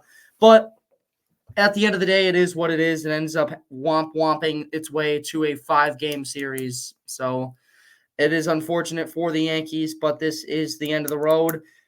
It's been a fun baseball season. Definitely was another great year, but unfortunately for the Yankees and Mets fans, the Dodgers run through both New York teams and take home their 8th World Series pennant. As we move into our last leg of this podcast episode, that being the Buffalo Sabres, they just played earlier tonight against the Islanders, a 4-3 loss, as we were kind of talking about for most of the game. Devin Levi had 32 saves in the game, and so did Ilya Sorokin, although it felt definitely like he did not make 32 saves, as Levi gave up 4 in that loss. Not very fun game for the Buffalo Sabres, but we did have new lines for the game, as we were talking about before. First line stays the same, Paterka, Thompson, Tuck, as it definitely should be. And then the second and third lines, the second line was supposed to be Greenway, McLeod, and Cousins, and the third line was supposed to be Zucker, Krebs, and Quinn, according to mostly everything coming into this game. But a last-second decision swapped those 2 lines, so the second line would become Zucker, Krebs, and Quinn, and the third line was Greenway, McLeod, and Cousins, and that fourth line stays the same as well, like the first line with Malestein, Lafferty, and the Nick Obey-Kubel as well. So, Alex, McLeod moves up to play that middle spot. Cousins is finally on the wing where you've been clamoring for him to go all season. Quinn drops down until, obviously, the last-second decision, but Greenway moving up to the second line could be interesting if we do decide to run with that, if we keep the line how we played tonight. But Krebs moves all the way up to second line center as well. Obviously, Cousins scored in this game on that power play. He looked good. Zucker scores his 3rd goal in 3 games. Team looked very good. Thompson had that goal offensively. It seems like the offense has been fine. It's just that defense/goaltending that's really not finding its footing to start the year. What are your thoughts on the game and the lineup changes for the Buffalo Sabres? Yeah, I mean, it's nice to see us score all these points. And, like, defensively, we haven't been good defensively, but our defenders have been really good offensively. We're, like, top 5 in the league in offensive, points out of our defenders. I mean, you saw this. Dahlin with an assist today. Power with a goal. Byron with 2 assists. That's 4 points out of your defense. Like, those 3 guys have been looking really, really good. And then these line changes, I think something worked. I mean, all 3 lines scored. I mean, you saw that McLeod line, they had the goal. The power play scored again. Then Zucker scored, ended up with Tage as an assist. So it was probably just they were mixing lines because it was in the 3rd period. It was probably just like something they had to do. But you saw, like, we got production from different players. Dylan Cousins finally had a goal. I understand it's on the power play, but he was playing wing on the power play, and he scored a goal finally. Like, put Cousins at wing, and he is much better because he is a goal scorer. Yes, he hasn't scored any this year because as the center, the playmaker's got to be the middle guy. I mean, you saw it with Noah Ostlund. When Ostlund was 16 playing in the Swedish Hockey League, he was projected to be a 5th-round draft pick by whoever it would have been at the time. Obviously, now we know he went to Buffalo in the 1st round. But at that time, he was projected to go in the 5th round because he was a winger, not getting all that production, considering he was one of those guys that just dished the puck. Same with a McDavid. He likes to dish the puck, and what does he play? He plays center. And exactly with Ostlund, they finally switched him at age 17 over in the Swedish Hockey League to center, and he puts up over 100 points. He did it again last year. He's looked phenomenal since the transition to center, obviously getting drafted as a 17/moving into 18-year-old from Buffalo in the, I think it was like 16th or 17th overall, somewhere right there in the middle of the 1st round, though. He looks phenomenal. So there's it might be a little bit higher, yeah, but still, either way, higher end draft pick in the 1st round instead of what was projected to be a 5th-round pick for Noah Ostlund after the transition. So we see it all the time with these guys who can dish the puck, play the middle, and those traditional goal scorers, the Yuri Kulich, and of course Dylan Cousins. Oh, pardon, but of course Dylan Cousins as well, moving to the wing and playing very well. Yeah, I mean, yeah, you'll sometimes have your snipe goal scorers play center. Like, for example, we have Thompson as our best goal Thompson. scorer playing center, but that's also because he has the ability to dish the puck, and we also have him with someone like Alex Tuch, who is really good at it. So their games really work well off each other. So like that, there He's are not some just examples. a traditional center, though. He Yeah, can do exactly. both, But like you know? because of how good That's Thompson also is why at he's on shooting the first puck. line. Exactly. No, because of how good Thompson is at shooting the puck, it makes it also easier for him to pass it because people really have to respect that absolutely amazing He can shot he shoot has. So that from then he anywhere. can since they have to honor that, it allows passing lanes to be much more open. So there are examples of your traditional goal scorers being centers, but that's because they can do both. Ones that are just goal scorers, like if you can't pass the puck, you can't play center. And that's clearly Right. shown for Dylan Cousins. And I've been screaming for him to be a winger, and he finally is. Let's see if McLeod and Krebs being up now, McLeod being a second line and Krebs being a third line center, if they can play up to that potential. I hope they can. That'd be pretty cool. Or if not, we're gonna have to trade for someone, which there are reports that Kevin Adams has been already eagerly calling people looking to add. So it looks like he realizes that his seat's starting to warm up a little bit. He needs to start making some moves with how restless his fan base is getting. I mean, me and you have been getting into very heated arguments this week multiple times over that.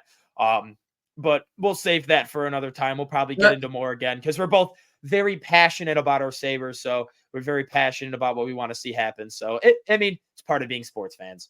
It's an interesting gimmick. I mean, you're talking about a Sabres team that just hasn't made the playoffs in forever. It's starting to get restless in this fan base, and I get that, especially being a diehard Sabres fan since like the age of 4. I remember the Derek Roy and Drew Stafford days, man. Like this team used to be so much better than what it is. And to kind of see this team finally turn this corner, starting to get back into that potential playoff push is exciting. Obviously, a potential chance to make the playoffs again this year. We've looked very good these last couple of years. If this goaltending can progress, this offense has looked great to start the year aside from the first few games. So it'll be fun to see what they can do. But overall, I'm excited to see what the new lines bring to this team. Obviously, a lot of offensive production so far this year, but we'll have to see how the defense and the goaltending holds up throughout the year. Maybe some trades at the deadline, maybe some trades before as well. Quick thing, Jason Zucker had a Gordie Howe hat trick. Do you know what that is? Oh, a Gino Attilian and Apple. Yeah, of course. Yeah. Of course I know. Of course I know what a Gordie Howe hat trick is. You did when you hockey. When the first face you made was like confused. So like I figured you did, but I was just like, wait, does he really not know? Because my computer cut out for a second. Oh, so okay. Yeah. Face stopped and I couldn't hear anything you were saying, and then it came in all at once. Oh, okay. That makes a lot of sense. I was like, wait, what? Oh, that's fair. But yeah, that's cool. Zucker, like Kevin Adams. Gino, I thought the goal, a fight. I mean, what Adams has done, the McLeod and Zucker were both heavily criticized this offseason, and they've both been absolute gem pickups so far. So I do want to give Adams credit where credit is due there, but I am getting very restless. So hopefully we can make the playoffs, or I want changes, but we'll get into that for a later time. We've already debated that enough. That's very fair, though. That is very fair. But anyway, that'll do it for our episode number 21 of the Sports Lab podcast. Sports Lab podcast, if you will. Thank you so much, Alex, for joining me for another episode. My name's Thomas Bailey. Thank you guys so much for watching, and we will see you guys next time on the Sports Lab